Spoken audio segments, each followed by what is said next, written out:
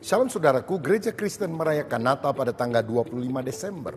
Tapi banyak orang berkata tidak mungkin kelahiran Yesus terjadi pada bulan Desember karena itu adalah musim dingin.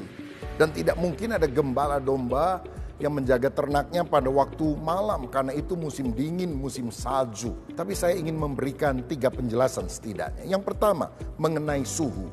Saya pernah ke Iceland pada bulan November. Udaranya sangat dingin, minus 10 derajat Celcius. Saya pernah ke Kutub Utara menjelang Natal. Wah, lebih dingin lagi, bisa minus 25 derajat Celcius, bahkan lebih dingin. Tapi Bethlehem, kalau saudara search juga hari ini, maka rata-rata pada bulan Desember menjelang Natal itu suhunya 10 sampai 19 derajat Celcius. Atau kalau saudara bilang, oh sekarang kan bumi lebih panas. Oke dah, 5 sampai 10 derajat Celcius. Tidak ada salju. Karena salju kan turun di bawah 0 derajat Celcius. Jadi masih ada para gembala yang bisa mengembalakan dombanya.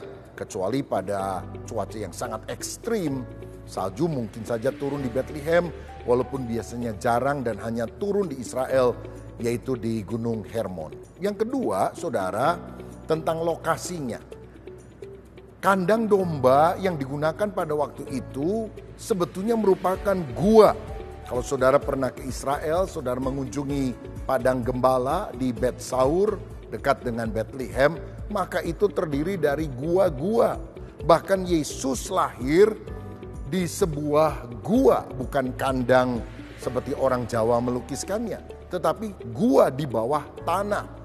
Sekarang dibangun gereja, di atasnya disebut The Church of Nativity, gereja kelahiran Yesus. Yang ketiga, tentang dombanya. Sebetulnya domba yang digembalakan itu bukan domba biasa. Karena beberapa kitab Yahudi misalnya, Talmud, Misnah, dan juga Targum menyatakan bahwa itu adalah domba yang dipelihara untuk menjadi korban di bait suci, yang dijaga oleh para gembala khusus dalam tempat yang relatif tertutup, dan mereka bisa merumput baik pada musim panas maupun musim dingin. Salah satu tempat yang disebutkan juga dalam Alkitab adalah di Migdal Eder atau Menara Kawanan Domba di Bethlehem yang jaraknya kira-kira hanya 9 meter dari Yerusalem. Jadi Bethlehem adalah kota utama pemasok dari domba-domba korban untuk bait suci. Karena dalam Bilangan 28 ayat 3 dikatakan setiap hari persembahkanlah 2 domba berumur setahun yang tak bercacat sebagai korban bakaran. Ini hukum Taurat, tiap hari mesti ada 2 domba yang dipersembahkan. Dan di mana domba itu dikembangbiakan, terutama di Bethlehem.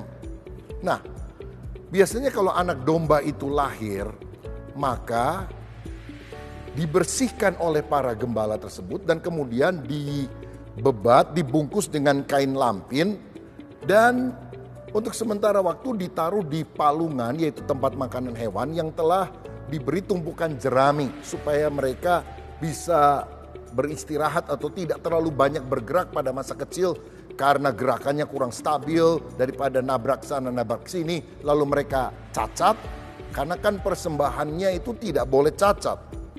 Itu sebabnya sangat tepat sekali Yesus melukiskan anak domba yang dipersembahkan untuk menebus manusia. Mengapa Yesus harus lahir di Bethlehem? Dan kenapa Yesus harus lahir bukan di rumah tetapi di kandang domba? Karena ini menunjukkan bahwa benar-benar Yesus adalah korban domba yang tanpa cacat celah. Sehingga ketika dia dilahirkan, malaikat berkata kepada para gembala, ini tandanya bahwa dia Mesias. Dia dibungkus dalam kain lampin, dibaringkan di dalam palungan. Oh, saudara, misteri Natal sangat dalam, sangat luar biasa. Yesus adalah anak domba Allah yang mengangkut dosa seisi dunia. Dia adalah pribadi yang tak bercacat, kudus di hadapan Tuhan. Itu sebabnya mari kita menyambut hari Natal ini dengan ketakjuban, kekaguman akan Tuhan yang telah datang dalam kasih-Nya untuk menjadi manusia. Mari kita menghormati Dia, Raja di atas segala raja. Tuhan memberkati.